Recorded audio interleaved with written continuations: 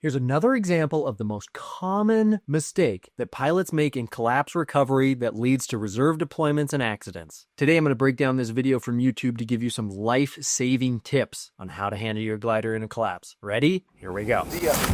I'm an elite paraglider with over 3,000 flight hours and multiple distance records, founder of the Paragliding Men's Group, where great pilots transform into greater men, partners, and fathers. Mastery in the sky begins with owning our shit on the ground, so if you're a man who wants it all, welcome home. What's up, guys? This is Ari in the Air. Welcome back to the channel. Stoked you're here. So today, I want to go over this video of collapse, cascade, and reserve deployment that was in Oregon almost 10 years ago. So things have changed a little bit in glider technology, but not much in glider handling understanding. So let's dive right into this. Okay, so pilots flying along.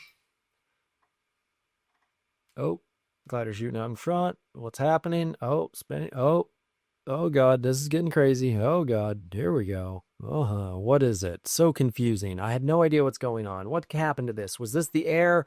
Now I'm in line twist. What do? I should get my reserve out.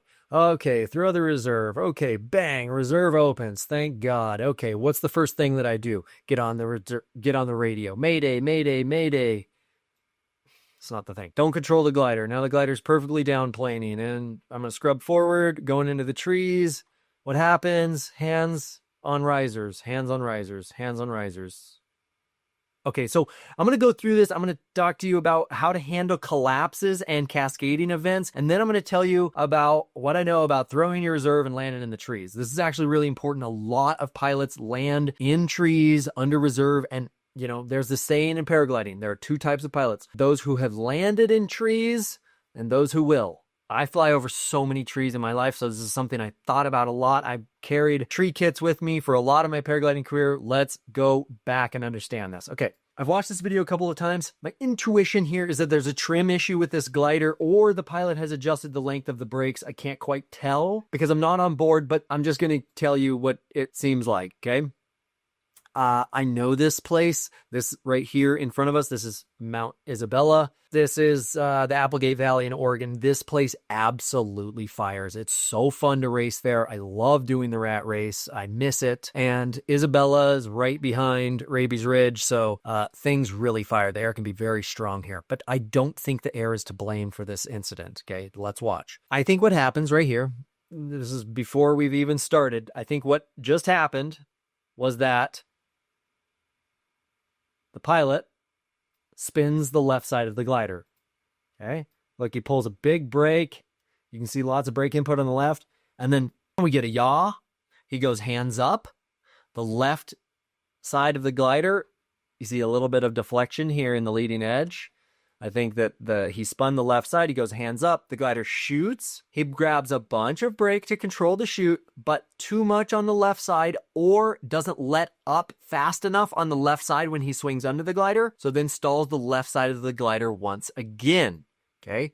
So now he's yawing. And now the left side of the glider was stalled. It went back. He went hands up briefly, but now he's pulling a bunch of left brake once again. So he spins, hands up. Too much brake, spins the left side again, and then jabs the right brake, and it stalls the entirety of the glider. So now you can see in this configuration, the wing is tucked back, showing an obvious tail slide. Both of his hands are up near the brake pulleys. That's not going to last long, unfortunately. The most common mistake that I'm alluding to in the hook of this video, overpiloting, pulling too much brake, trying to do too much. There's an E and B glider. Let the thing fly, man. Especially if you're flying an E and B in competition, it's probably because you don't have 2,000 stalls. And like, you don't really want to like get into a boxing match with your glider in thermic air. So let the thing fly more than overhandle it. And this is an unfortunate part of being an intermediate, a beginner. It's like you get scared, you tense up, you start pulling brakes, you start losing a connection of awareness between what is actually happening with your hands and what you fundamentally know is what you should be doing, which is like gliders behind you, hands are up.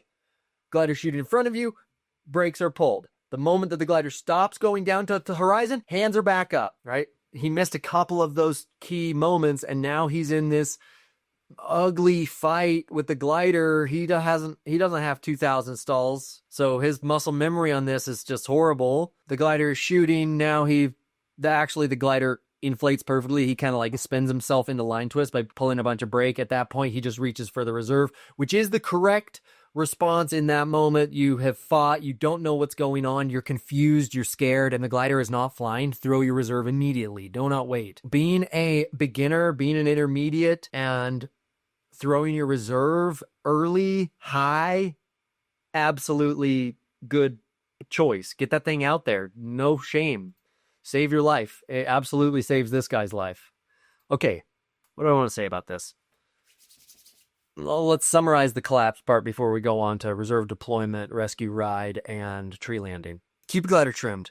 I know there's like a whole like industry of glider repair and maintenance and trimming, and I think it sucks, but it's just part of it. It's like my race glider flies like shit if I fly for 100 hours and I don't trim it. So it's just kind of a name of the game. You can get yourself into bad situations in the fringe. Something collapses, something spins, and then all of a sudden now you're flying some kind of like glider that's not rated or not flying as it should be, right? We don't want that. So glider goes behind you, collapses, hands up. Glider comes out front, brakes.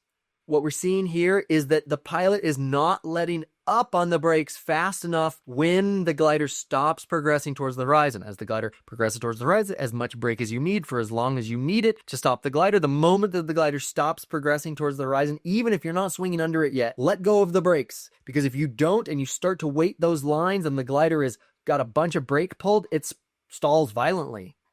And that's what we saw here.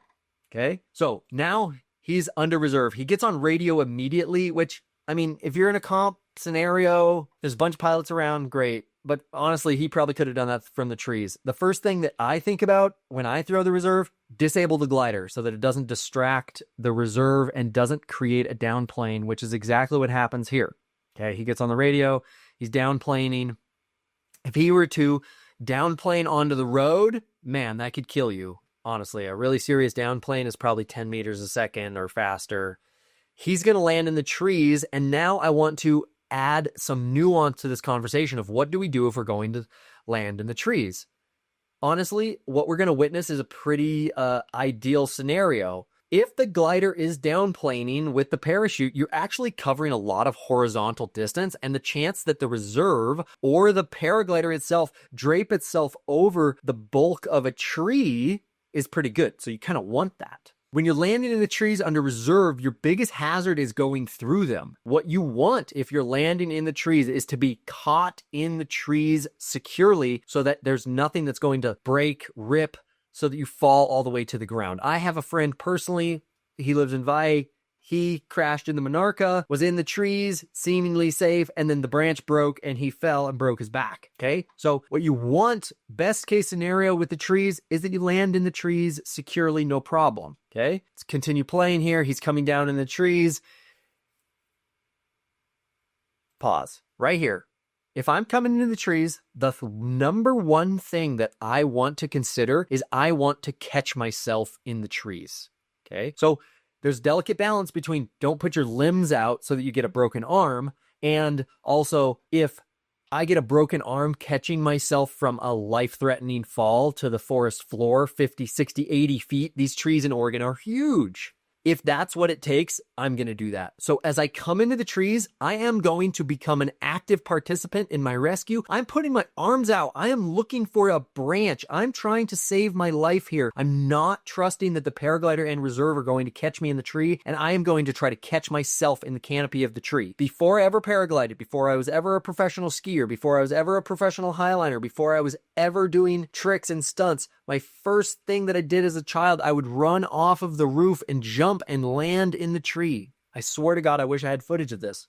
Scared my mother to death, but it was one of the first stunts that I did as a kid. And so I'm relatively experienced at jumping into trees, off of cliffs, off of roofs. That was a pastime that me and my friends did when we were kids. But in this, you pray to God that your paraglider is going to catch you securely, that your reserve is going to catch you securely, but don't ride on this like it's a merry-go-round. Like this, you're actively participating in your crash here. So get your arms out, get ready to grab a hold of some branches, man. Get a hold of those damn things. Even right here, look, branches are passing him.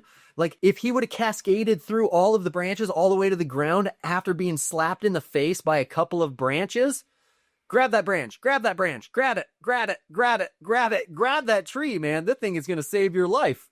Okay? The next thing he does is you can tell he kind of like slides himself in towards the tree. Before you get on the radio, before you do anything, you need to secure yourself to the tree. It is totally reasonable for you to carry a tree rescue kit. It can be something as simple as a carabiner with a Dyneema sling that goes from one carabiner. You put it around a big branch and you clip it back to itself, or you clip it to the harness again. Okay. Bigger tree rescue kits have enough line for you to loop line around a big branch and rappel using the harness so that you can get to the ground on your own. In most cases, it's best just to wait for the fire department, wait for the arborists. They're going to come and they're going to help you get out of the tree, get your gear out of the tree safely. If it costs you your glider and your reserve, no problem. That's an easy, cheap lesson. You get away for free without a broken back, without broken legs, without being dead. Those are cheap lessons, okay? So sacrifice your equipment, like get it looped around the tree in the biggest way possible, even if the tree